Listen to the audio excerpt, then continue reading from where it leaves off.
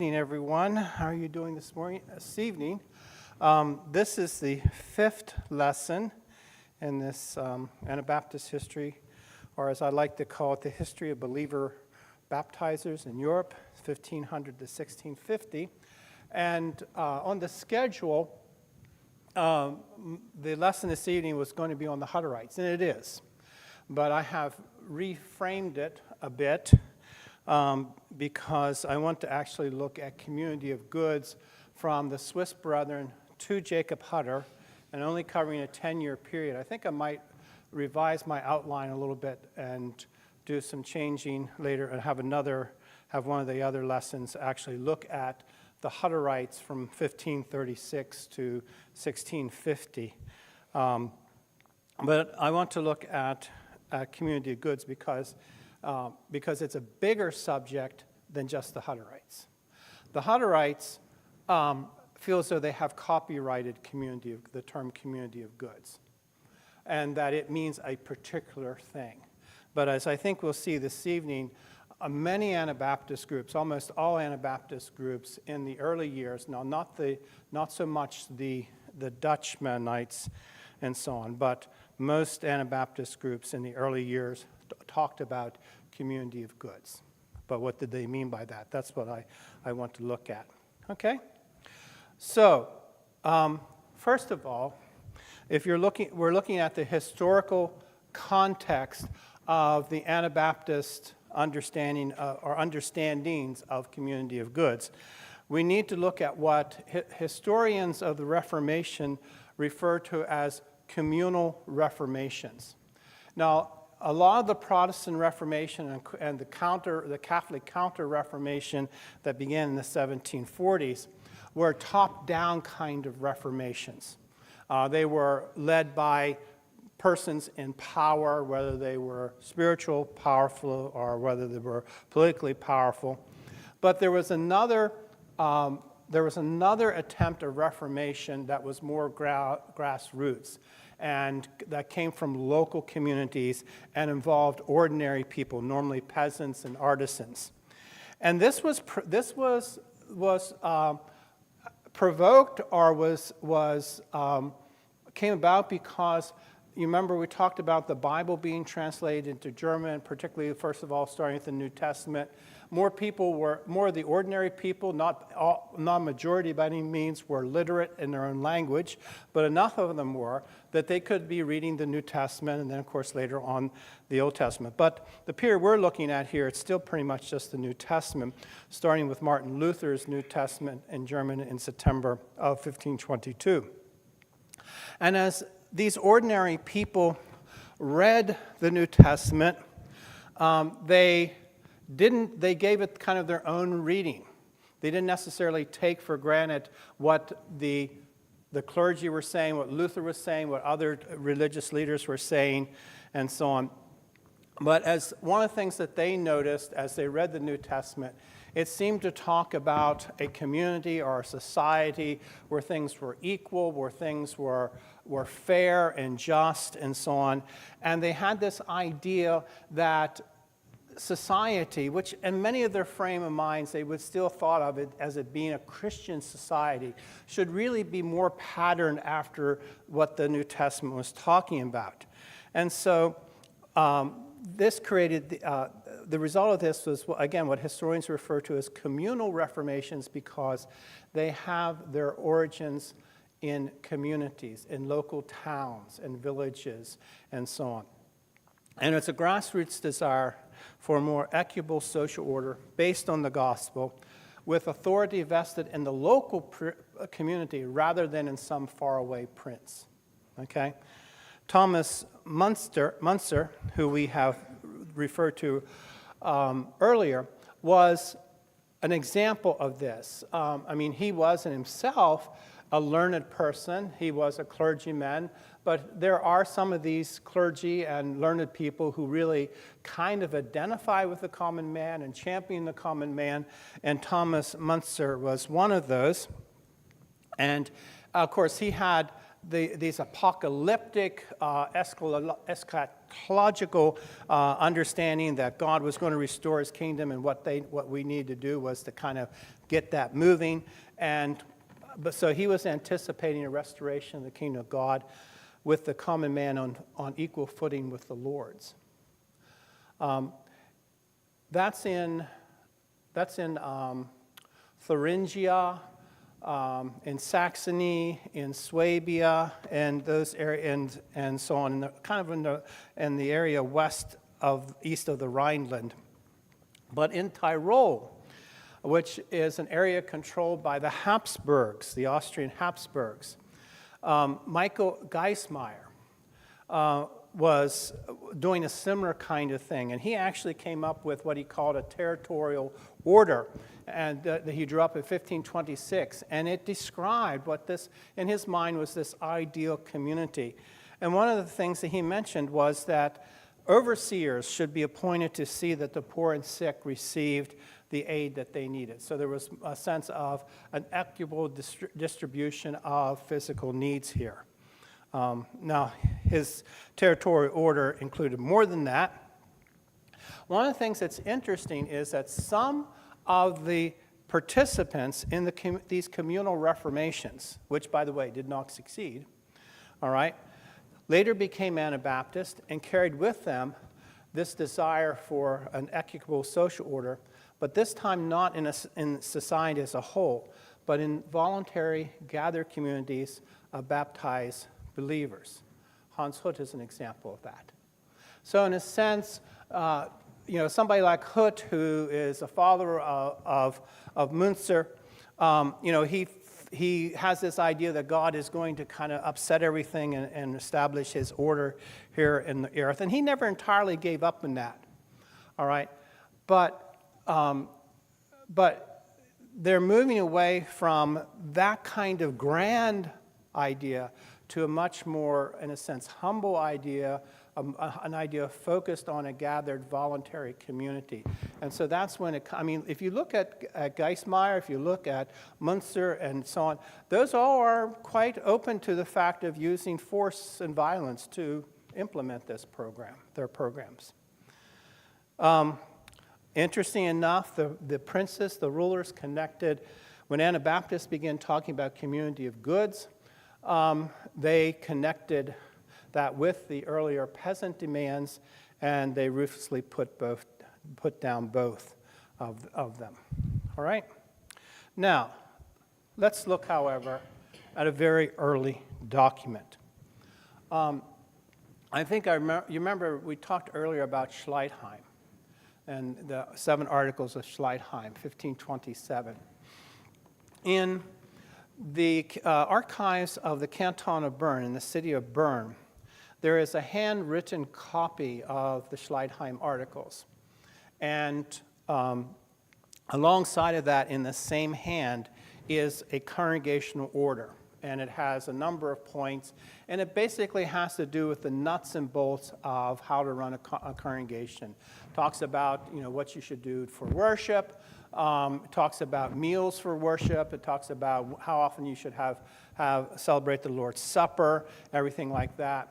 But one of the points in this congregational order reads as follows: of all the brothers and sisters of this congregation, none shall have anything of his own, but rather as Christians in the time of the apostles held all in common, and especially stored up a common fund, from which aid can be given to the poor according as each will have need, and as in the apostles' time, permit no brother to be in need. Okay? So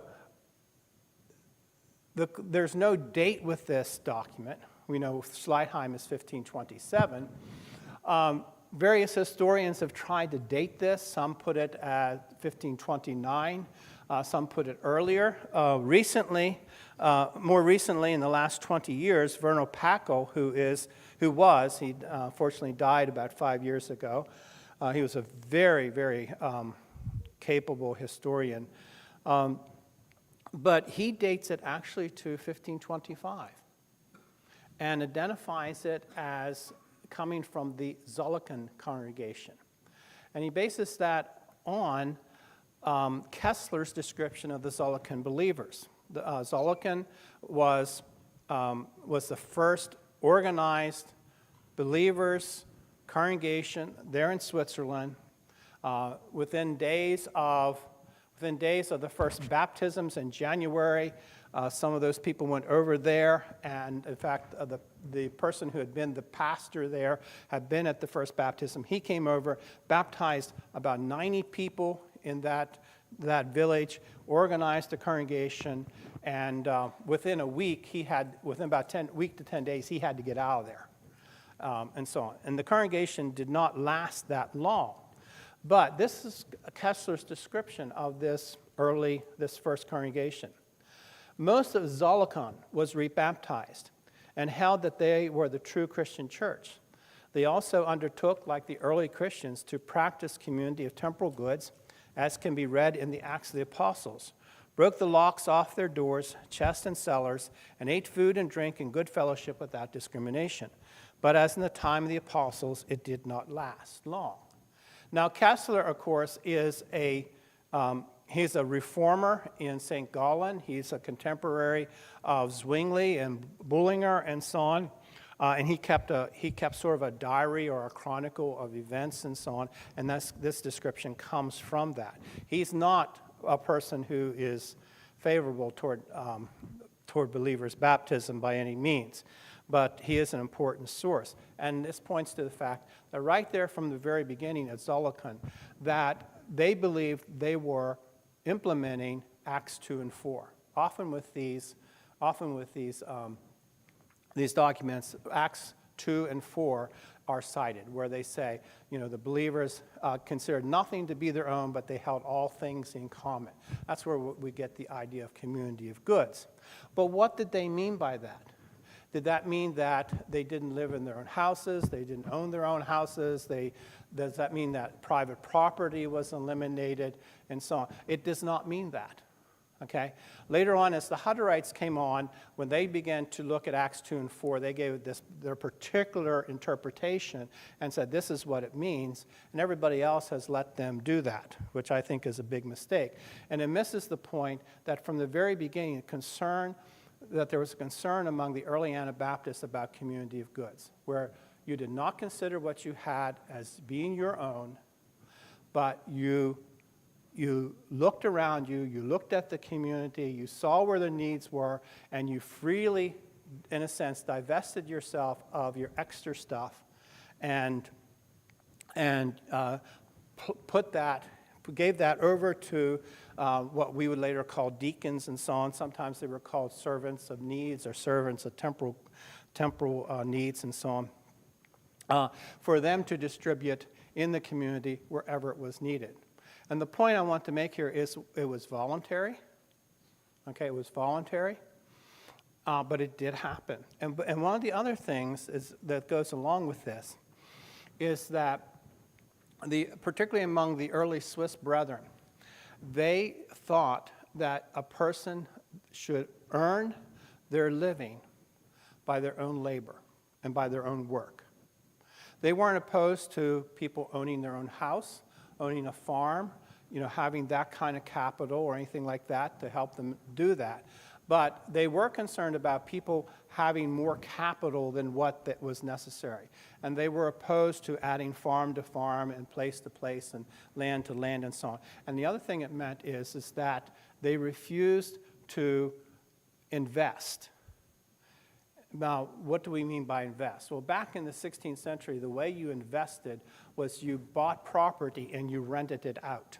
Okay, they didn't have the very elaborate sort of systems we have today for people investing and so on. But they were opposed to the idea of their members being renters, people who rented property to other people and so on. They were pretty insistent that one work to earn the money that they needed. Okay? All right, so if Haeckel is right and that Swiss congregational order in 1525 can be dated to 1525, community of goods is right there from the very beginning. And not only is it there from the very beginning, but it's widespread. Now, somebody like Hutt, who joins the Anabaptists in Easter of 1526 in Augsburg, is baptized by Hans Denk, and immediately begins this tour throughout Thuringia, Franconia, and Austria, and into Moravia, and so on, trying to baptize the 144,000. Well, one of the things that's interesting is that wherever he goes, and he preaches and baptizes and gathers a congregation and appoints leaders and then moves on, that those communities, those congregations are practicing a type of community of goods. Okay? It's, and there's an account, for example, of a Wolfgang Brandenhuber, who has an account in the Martyr's Mirror, where he had a house, and he had other people living in this house, and they had a common fund, and they practiced community of goods in a household. And so household community of goods, not very large, completely voluntary, okay, completely voluntary, was fairly common among those congregations and groups of Anabaptists that Hutt helped to found. Now, Hutt's an interesting person because he has some really wacky ideas. And most of the congregations he establishes don't pick up on all those wacky ideas, but they do pick up on some of the things that he did think about, all right, that he pushed for. One of those, I'll hold it here. All right, what happened here? Oh, there it is. Okay. One of the persons that was baptized by Hans Hutt is Leonard Scheimer. And again, there's an account of him in the Martyr's Mirror. And he was a priest. He had been a Catholic priest, so he was somewhat learned and so on. He was baptized by Hutt. He became an evangelist and a church leader. And he drew up a church discipline, for the believers in Rattenberg in 1528. Now, we know it's no later than 1528 because he was dead. He was martyred in 1528. So it could be 1527, 1528, but on the outside it's going to be 1528. And notice what he says in this church discipline. This is not the only thing that church discipline includes. It's a very interesting discipline. It's not that far off from Schleitheim. Okay? So it's not exactly like Schleitheim, but it's a little closer to it. In the fourth point, every brother or sister shall yield himself in God to the brotherhood completely, with body and life, and hold in common all gifts received of God. Notice the Bible citations, Acts 2 and 4, but also notice 1 Corinthians 11 and 12, and 2 Corinthians 8 and 9. I think the 2 Corinthians 8 and 9 is where Paul is talking about the contribution given to the saints that he's going to gather up from them to take to Jerusalem, okay? In which he says, it's not that I want you to be destitute, and saying, but I want we get the idea of equality. And contribute to the common need so that brethren and sisters will always be helped, Romans 12, owe no man anything but love. Needy members shall receive from the brotherhood as among the Christians as at the time of the apostles. So again, we see this very similar kind of thing that the Swiss Congregational Order, if it's from 1525 here, 3 years later, it points to the fact that this idea of voluntary community of goods where people are giving of their excess, putting into a common fund to be distributed to fellow brothers and sisters in the community who have needs. Okay? And that's what they called community of goods. Now, is there anything like that operating in our communities? Does that sound at all familiar to you? Okay? We just don't call it community of goods anymore. And there's a reason why we don't. I'll talk about that just in passing a little later on. Okay? I think the difference might be the idea of laying up excess and the idea of investment. We may have gotten a little bit further away from that. That's all the comment I'm going to make, Brother John. All right. Now, so community goods, the idea of community goods is there from the very beginning. But that's not how the Hutterites tell the story. Okay? Like I said, they feel as though they have copyrighted the term community of goods. And So I want to look at how the Hutterites tell the story about the beginning of community of goods. And this is according to the Hutterite Chronicle. Now, on the one image there is the title page of the oldest manuscript of the Hutterite Chronicle, which is dated back to 1581.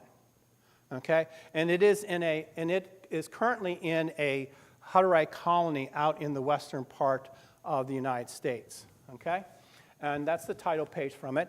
An English translation of that title page is a chronicle starting with a brief narrative of the beginning of the world and how God began his work among his people on earth and continued it and furthered it, followed by the chronicle of our church community, how through God's grace our forebears fought their way through all error and how God winnows the people, scattering the chaff and separating the wheat in his barns.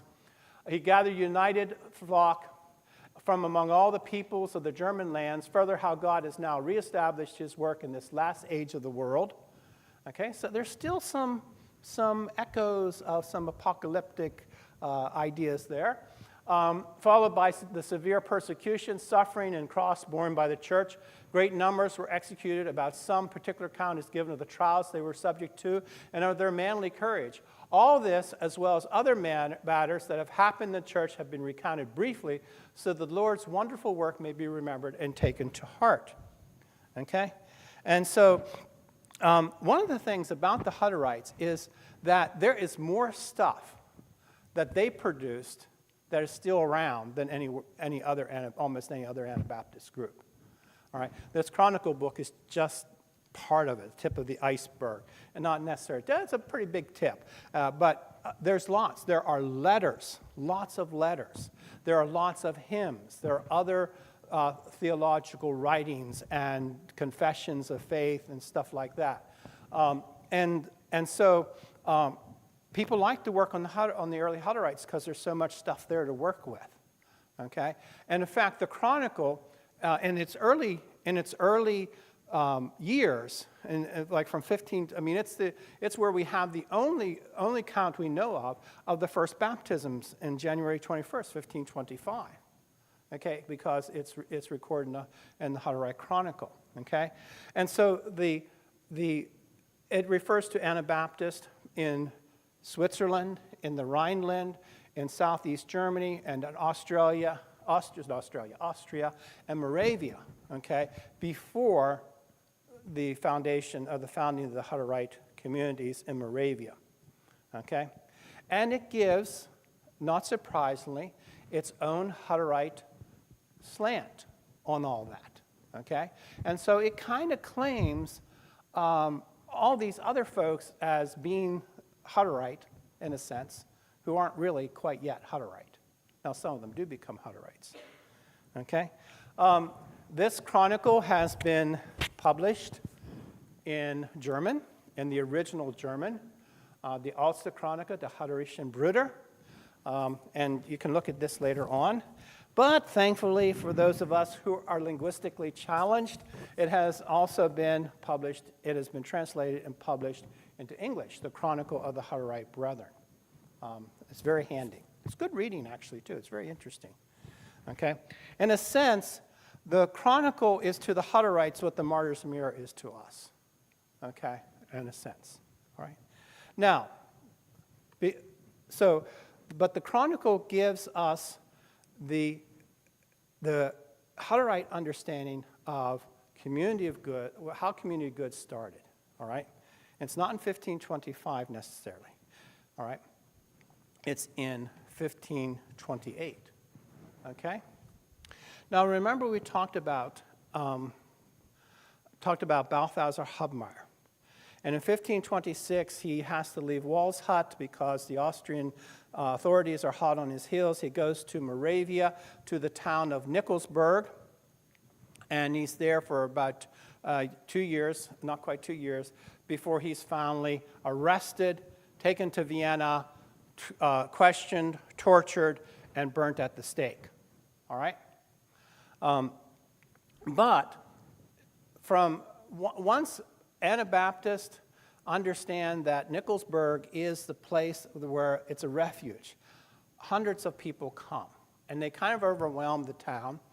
And Hubmaier has his idea of what the Reformation should be, like what a reform should be, and he's quite willing to cooperate with the lords of the Liechtenstein lords in doing that.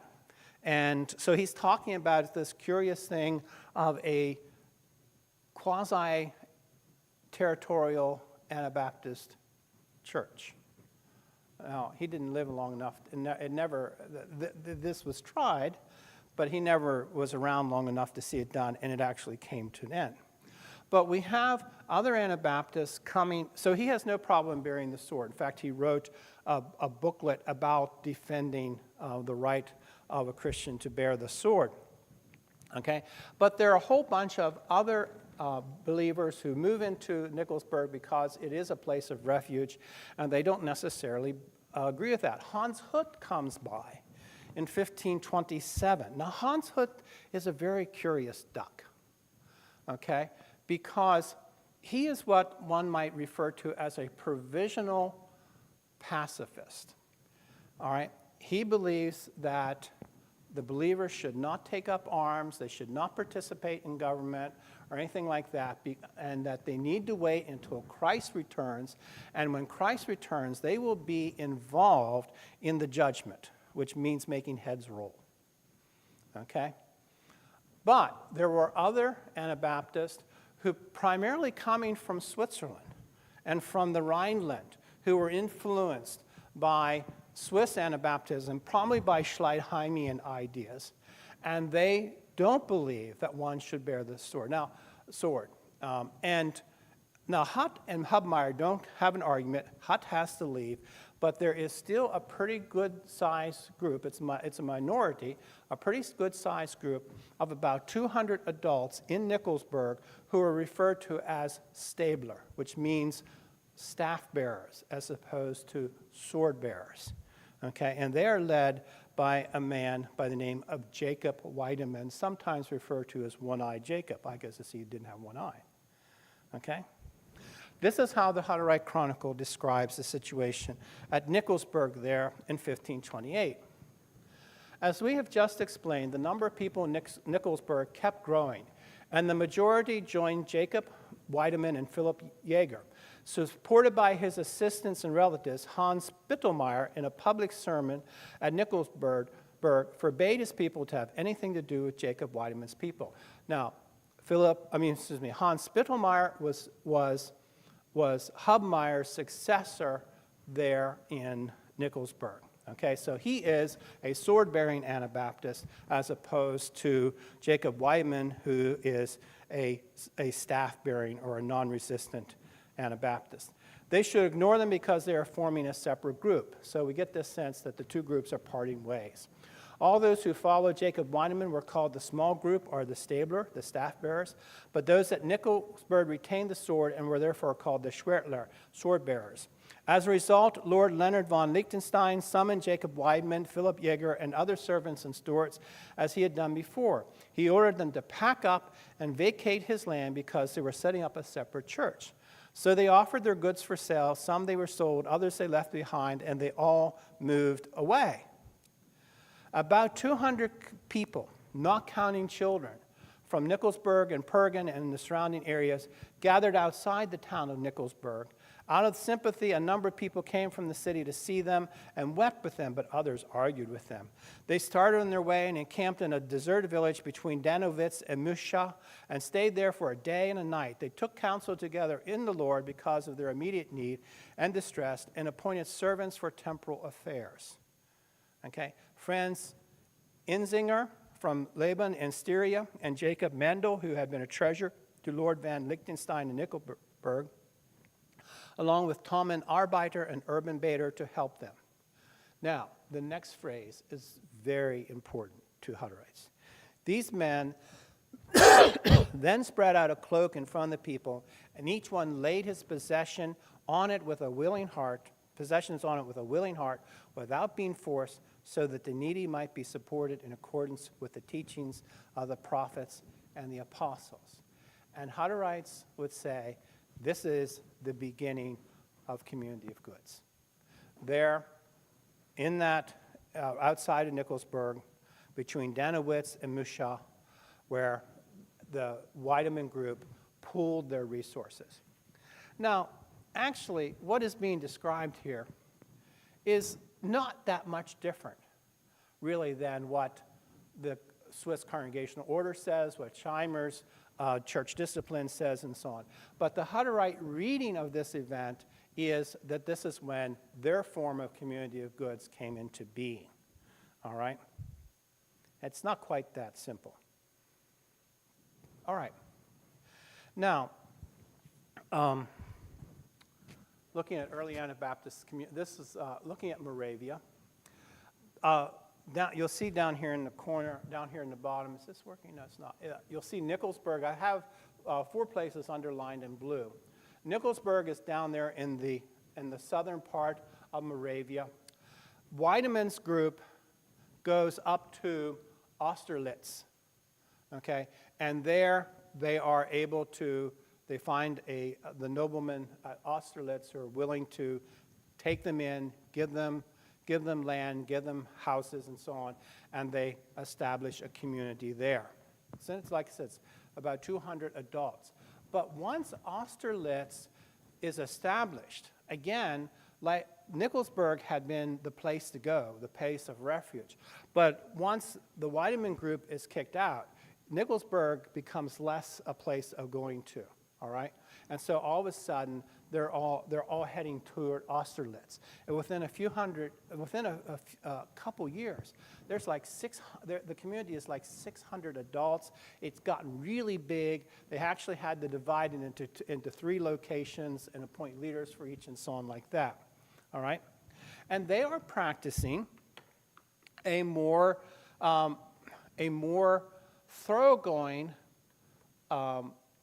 community of goods, in the sense that the property is not necessarily, well, the property isn't actually owned by them, it's owned by the lords, but they're renting it from the lords and so on.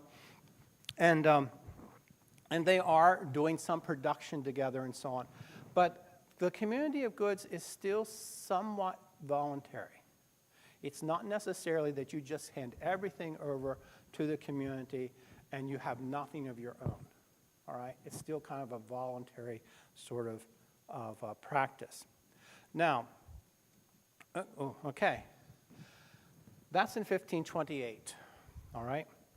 Jacob Weidemann's community of Austerlitz, and that is now the in the Czech Republic, the town of Slavoko Brana. But shortly around the same time, there's another group of believers who come from Silesia. And Silesia is northeast of Moravia. It's a German-speaking area, northeast of Moravia. And they are led by a man named Gabriel Ascherham. And he brings a group of, again, things are being cracked down in Silesia. And so Anabaptists are feeling a need to leave there. And so Gabriel leads his group of Anabaptists down into Moravia, and they settle at a place called Rositz. Okay, and you can see where that is there. All right? Now, about a year later, another Anabaptist leader, this time a man by the name of Philip Plenner, who's in the Palatinate, he's in the Rhineland, and he has been evangelizing, gathering up, baptizing and organizing congregations in the Palatinate and in Swabia and so on. But then the elector of the Palatinate cracks down on Anabaptists.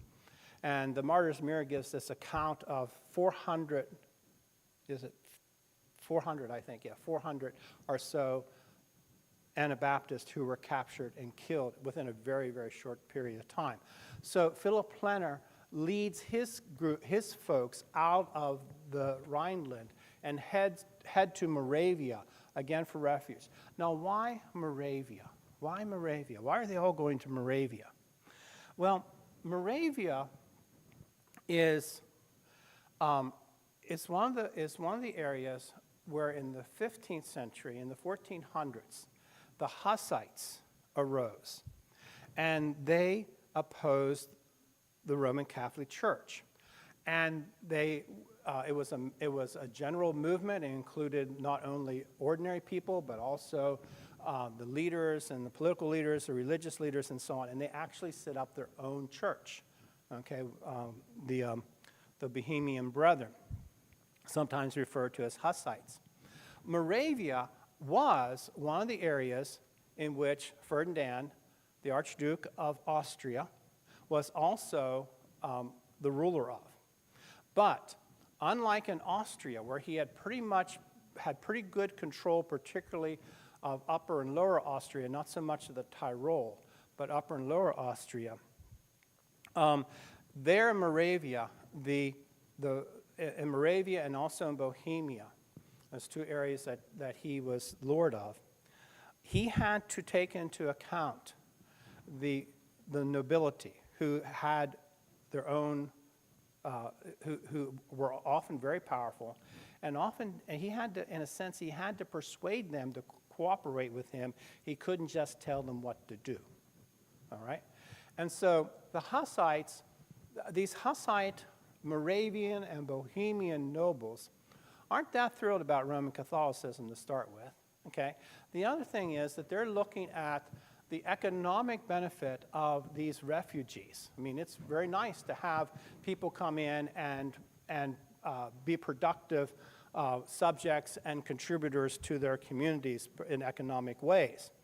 And so that means that there's kind of carved out of that area for a period of time. It doesn't last a long time. For a period of time, there's sort of a space there, and it becomes a place of refuge. And so that's why Gabriel is moving down into Moravia and starting the community of Rotschwitz. That's why Philip Plenner comes from the Palatinate and starts a community. Now, he actually goes to Gabriel's community at Rotschwitz, but then they decide to move on and go down to Auspitz. So you can see again, there's Austerlitz, where Jacob Weidemann's community is. There is Rotschwitz, where Gabriel Ascherman's community is. And there's Auspitz, which is where Philip Plenner's community is. All these communities are practicing some kind of community of goods, all right? The extent of private ownership, it seems if you read between the lines and so on, that private ownership of property is not completely eliminated. Okay, I think there's a fairly high level of sharing and even maybe production and so on like that, but it's not as thoroughgoing as later Jacob Hutter would think it was necessary. Okay? All right, so those three communities. Now, let's kind of switch geographically and look at the Tyrol. Moravia, if you think of it being like an east-west thing here, Moravia's over here, and the Tyrol was over here, okay? It's up in the mountains. Anybody been to Tyrol? Nobody here been to Tyrol? Sounds like a lovely area. And Tyrol, if you remember, is the area that Michael Geismeyer had been active in.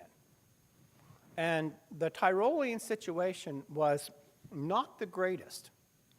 There was a lot of unrest there because even though it's under the control of the Austrian Archduke, it's part of Ferdinand's territories, he actually kind of has it, his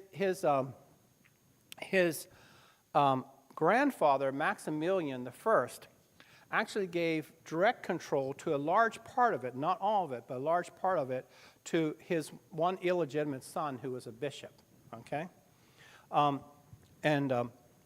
The bishop of Brixen, I think it was. But it's a mountainous area, valleys, rivers running through the valleys. It's a lovely area.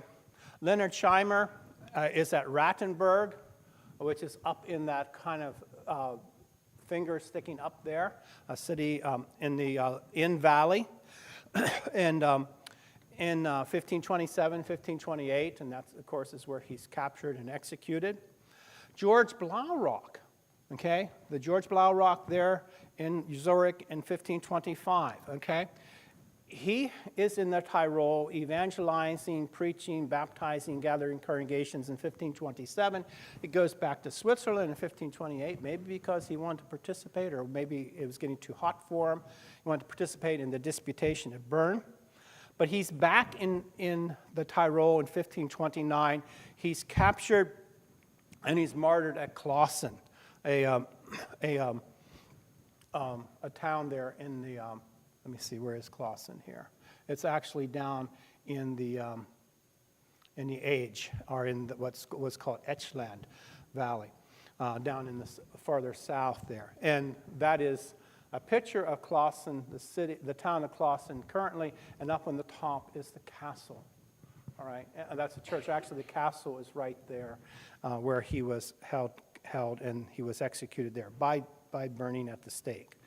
All right, so Anabaptism gets its roots pretty early in the Tyrol, and it finds a receptive audience because the Catholic Church in the Tyrol is really in disarray. There are not enough priests. The priests who are there are fairly corrupt.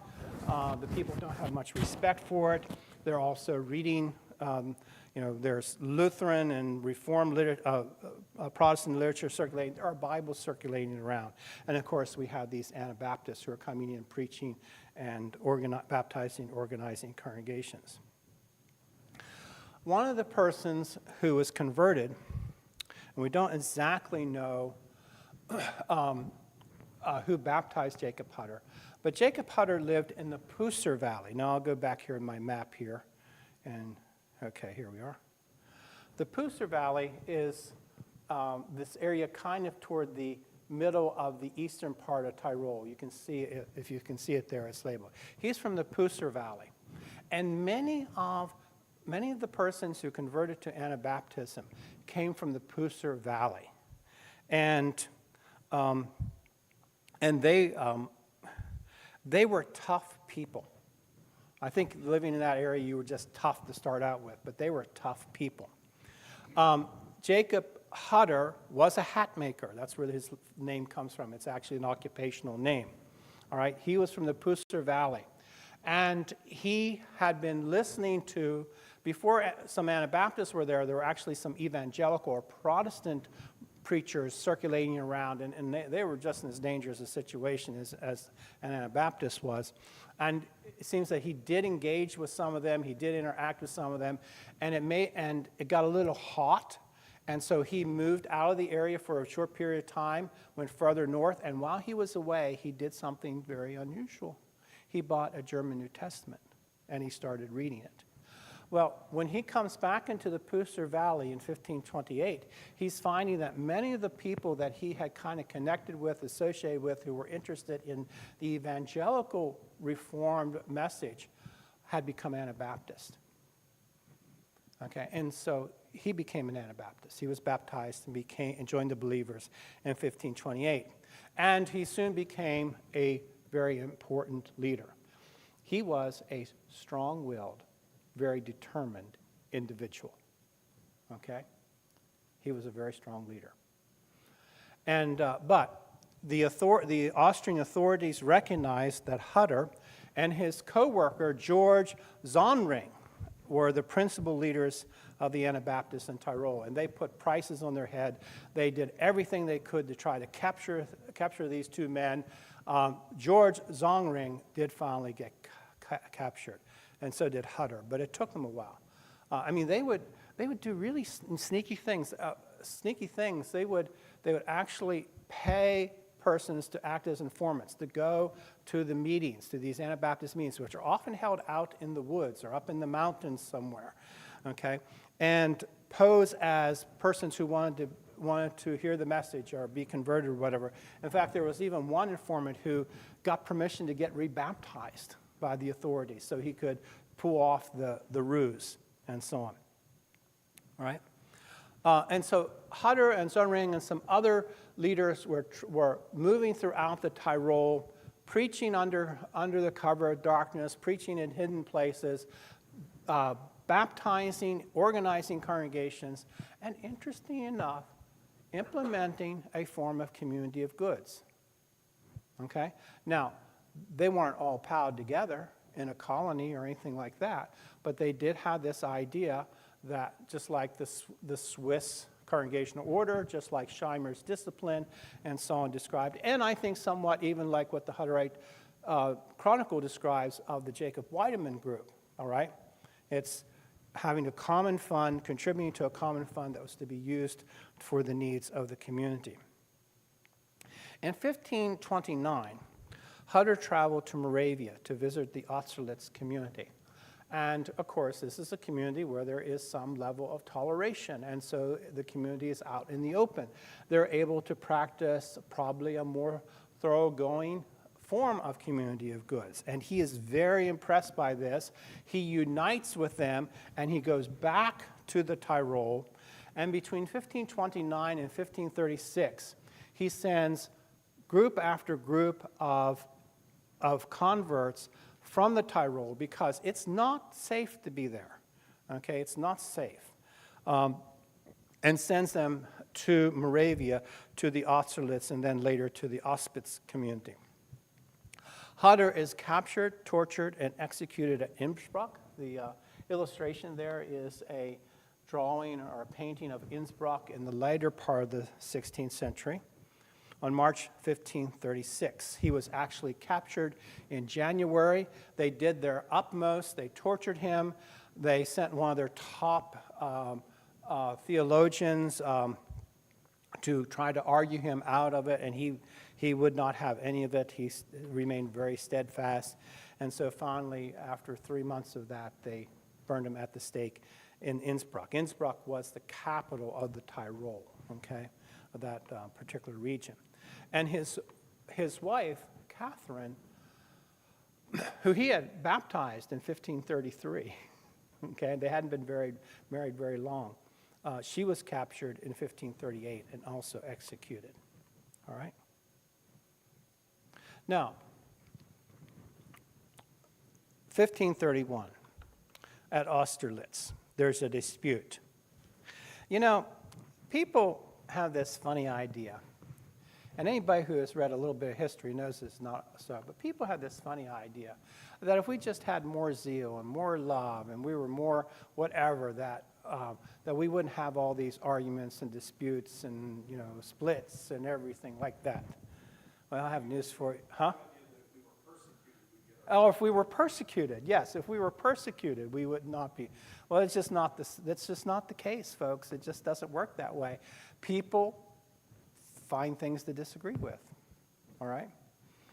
And in 1531, at Austerlitz, in 1530, a man shows up at Austerlitz. He's one of these people leaving the Rhineland. Actually, he left Strasbourg, by the name of William Rubelin. Well, who's William Rubelin? Well, William Rubelin is one of those first Swiss Anabaptists there in Zurich, okay? He's a very early Anabaptist leader. He's a friend of Michael Sattler. He was probably at Schleitheim and so on. And so he shows up at Austerlitz. He's not in good health. They take him in and so on. I mean, he had been serving as a servant of the word and so on. And as he looked around, he saw some things that he thought were not right. And one of the things he noticed is that Jacob Weidemann and the other church leaders seemed to have it better than anybody else. They had better food, they had better lodgings, and so on. And he said, this isn't right. And so he began to kind of work against this. Well, in the meantime, we have all these people from the Tyrol coming up, okay, and settling there at Austerlitz. And George Zonring, who's Hutter's co-worker, actually comes up, and he's there, okay, and he's a leader there at Austerlitz. But Jacob Weidemann is the bishop or the elder in charge of the community. And the Tyrolers, or Tyrol, do you say Tyrolers or Tyrolese? I'm not sure, led by George Zonringer, side with Rubelin. And Jacob Weidemann, well, he does not take this lying down. He excommunicates William Rubelin, and so Rubelin and Zollringer and the Tyrolers leave Austerlitz, and they go down to Auspitz, the same area where Philip Plenner is. And they establish another community near Philip Planner's community there in Auspitz, all right? And Philip Planner and Gabriel Asherman's community of Rotsitz, and now this new community of essentially Tyrolese Anabaptists who are connected with Jacob Hutter, okay, all kind of work together and somewhat recognize Gabriel Asherham as being kind of the head leader, and sort of not a very authoritarian way, but just, he's sort of the main person, okay? He's the main leader. They all have their own leaders in their communities, too. All right? Now, Hutter and his fellow elder, Sigmund Schultzinger, who kind of had taken George Zollring's place there in the Tyrol alongside Hutter, they visited Moravia, and they listened to the whole thing, and they sided with the Auspitzers, with the group that left Austerlitz and moved to Auspitz. And they said Weidemann had expelled the innocent, and he allowed the return to private property. Now that, of course, is Hutter's viewpoint, okay? And marriage with unbelievers. And I'm not sure exactly what they're referring to there. However, at Auspitz, this new community, in late 1531, Rubelin is expelled from the community because it's discovered that he has kept back 24 gold coins for his own use. Okay? And so he's expelled. At least that's the reason it's given there. Now, Rubelin wrote a letter to Pilgrim Marpeck giving another explanation, but that's the Hutterite slant of the whole thing.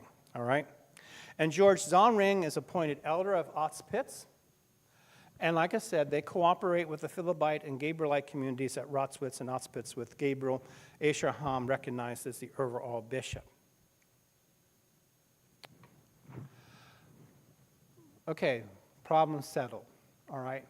Austerlitz is still going on. It lasts for about another 9 years or so, 8 or 9 years, okay? But then we have the Great Schism of 1533. And this is really when the Hutterite community is founded. This is really the date of the founding of the Hutterites. Zollring was disgraced because his wife got into an adulterous relationship, and which he discovered, and he handled the discipline privately. Okay? He actually put her out of the congregation and so on. Then later he received her back in the congregation, but he did it privately. And then the congregation heard about this, when they got wind of this, they excluded both of them, both Zollring and his wife, for this. And on Easter 1532, Hutter and Schultzinger returned, and they decided that the Auspitz community had been too harsh with Zollring. And so they restored him as a servant of the word, but not as the elder. And Schultzinger stayed at Auspitz and became the new elder at Auspitz. And Hutter went back to the Tyrol, continuing to travel, evangelize, baptize, organize congregations, and send groups of people up, at this point, to Auspitz, all right? And August of 1533, he comes back to Auspitz with kind of the intention that he's going to stay there. And that he's not only going to stay there, but he's going to be the head cheese. He's going to be the one who's in charge. And Schultzinger resists that because he's the guy that's in charge. So basically what you have here is two leaders who are vying for control, all right? And the community turns to Asherham and Plenner for help to kind of mediate the situation. And so I know Asherham does. I'm not sure if Plenner comes or not. Asherham comes and listens and so on and tries to resolve the issue. But in the meantime, Hutter, and the Hutterite Chronicles says by the inspiration of the Holy Spirit, Hutter decided to do a search of the community and see if anybody was holding any goods in private. And lo and behold, what does he find? Schultzinger has secreted away 40 golden coins, golden in his rooms. And Hutter accuses him of being the guy in Acts, Ananias, being an Ananias, okay? And so he is discredited, and Hutter takes over the leadership at Auspitz. And Escherham and Plenner are not really pleased with this. Part of it is because the kind of community of goods that they have, Hutter is advocating a thoroughgoing, absolute community of goods where there's no private property, nobody has anything of their own. I think they can call their clothes and shoes their own. I remember talking with some Hutterites out west. He said, well, we do have our own toothbrushes.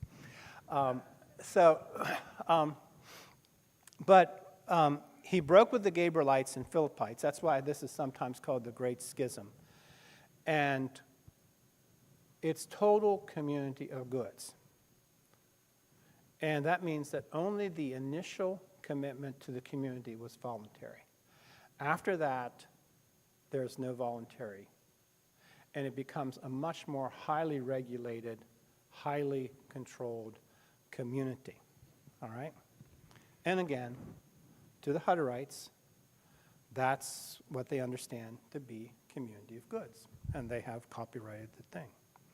Now, Gabriel Escherham, on the other hand, and he writes this in the 1540s, when he talks about community of goods, he said, such was the case in the first church at Jerusalem. For the apostles had not preached anything about community of goods, nor anyone to keep it. But as the gospel was preached to them concerning the kingdom of God, and Christ, those who believed received the same kingdom visibly, that is, the Holy Spirit. He made them joyful and assured their hearts with heavenly blessings, so that they counted temporal property nothing in their relationship to their neighbor. Willingly of their own, without being told, solely out of the joy of the heart, they went and sold their property and brought the money and laid it at the feet of the apostles, and they gave to everyone according to their need. They began community of goods without being told. Everyone gave out of his own free will. Community of goods then was an open witness of the kingdom of God that had already come to them. It was not something commanded by men for the sake of the kingdom of God. And that's Escherham's critique. That's his definition of community goods. That still harks back to that early Swiss congregational order, Scheimer's discipline, even I think what's described in 1528 there outside Nikolsburg and so on. It's a voluntary community in which people decide out of the love of their hearts to share with their brethren. There's no compulsion here. And Escherham's critique of Hutterian understanding of community goods is that it is forced. Okay, it's forced. Once you surrender to the community, there's nothing more voluntary. Okay, nothing is your own. And he does not believe that's gospel. Then, in 1535, Hutter is still alive. He's on the run. They're trying to find him. They do finally find him in early 1536 and so on. But Ferdinand issues a mandate cracking down on the Anabaptists in his realm. This is just one of several. But at this particular point, this is on the heels of the Anabaptist Kingdom of Munster, which discredited Anabaptists in general and also discredited the idea of community of goods in particular because the Anabaptists at Munster said that they were practicing community of goods. Interesting enough, it was a coerced community of goods, too. It wasn't voluntary. The Moravian nobles were in a precarious place politically where they could just not ignore Ferdinand as they had previously. And as a result, the Gabrielite and Philippite communities disbanded. Philip broke his community up into groups and sent them back to the Rhineland, told them to go head back. He led one of the groups. And one of those groups of about 50 were captured at Passau and imprisoned in the Passau prison in 1535. And it was those prisoners who wrote the core 80-some hymns that appeared in the Ausbund, okay? And it seemed as though some of the Philippites that got back to the Rhineland seemed to blend in with the Swiss brethren. Some of the ones who remained in Moravia or moved actually then did blend in with the Hutterites. The Gabrielites, Gabriel Abraham tried to keep his community together, and it seems as though something was still there in the 1540s, but we lose sight of them. Now, one of the things that's very interesting is that a missionary from the Gabrielite community, Peter Riedemann, had been sent up by Gabriel up into Hesse to evangelize. And he was captured there, and he was held there for a number of years. And when he was finally released, he came back, and by that time, the Gabrielite community at Rositz was disbanded, and so he joined the Hutterites and became one of the main leaders. Well, he was later on elected as co-elder of the whole Hutterite community, all the Hutterite communities in the 1540s. And he wrote some very important confessions of faith. In fact, his major confession is still considered by the Hutterites to be their main doctrinal statement. Okay, the Hutterite communities, they had to disband. Okay, they had to leave Auspitz and so on.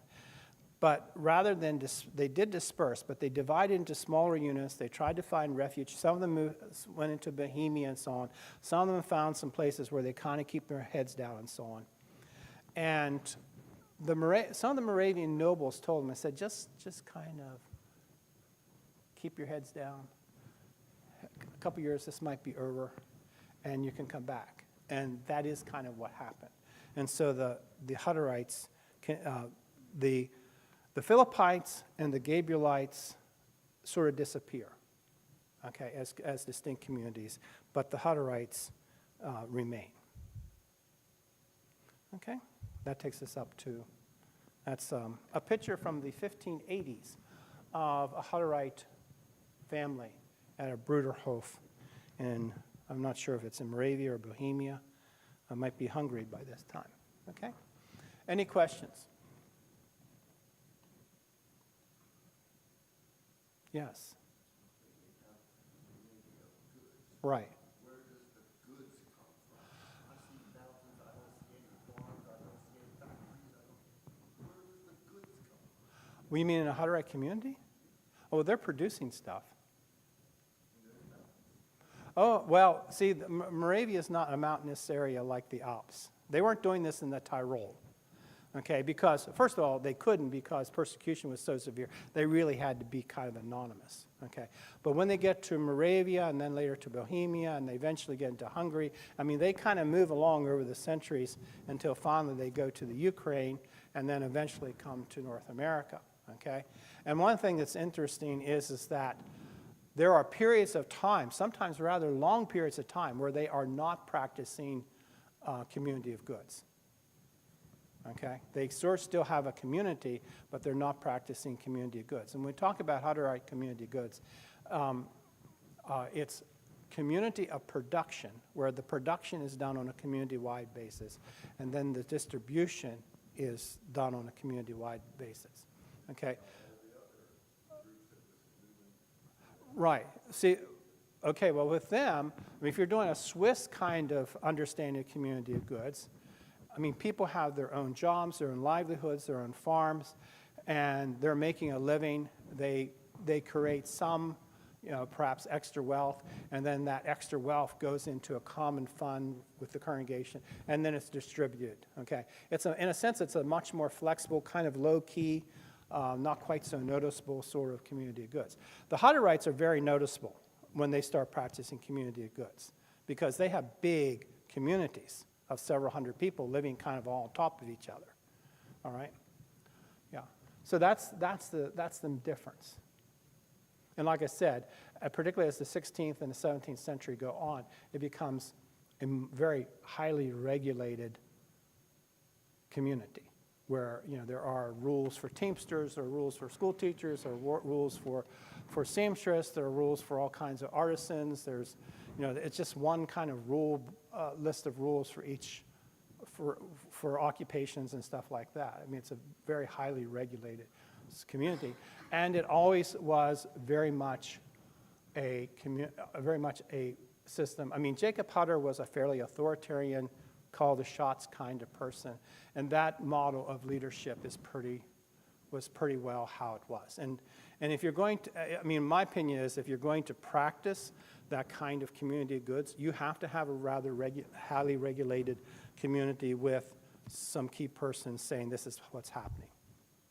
Okay, so they can say you're going to do this and you're going to do that, all right? And you say, okay. I guess that's where Gelassenheit is. You said yes, and now you continue to say yes. All right. Yeah. Okay. Any other questions? Does that answer your question?